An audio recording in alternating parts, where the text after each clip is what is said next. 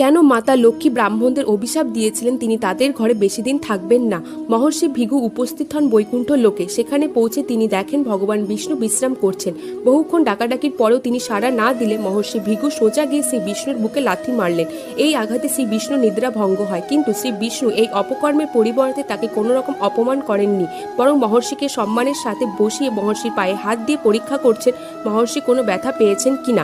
তবে দেবী লক্ষ্মী মহর্ষি ভৃগুর এইভাবে বিনা অপরাধী শ্রী বিষ্ণুকে লাথি মারাকে কখনো সহজভাবে নিতে পারেননি। দেবী লক্ষ্মী স্বামীর এই অপমানে খুবই ক্রোধান্বিত হয়। তিনি মহর্ষি ভৃগুকে জানান শ্রী বিষ্ণুর হৃদয়ে সর্বদা শ্রী লক্ষ্মীর বাস। শ্রী বিষ্ণুর হৃদয়ে লাথি মেরে তিনি দেবী লক্ষ্মীকেও লাথি মেরেছেন।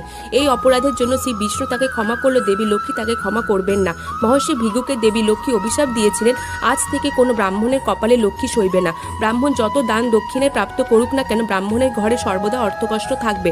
ব্রাহ্মণরা আজীবন দারিদ্র থাকবে। হাজারো দান দক্ষিণা নিয়েও তাদের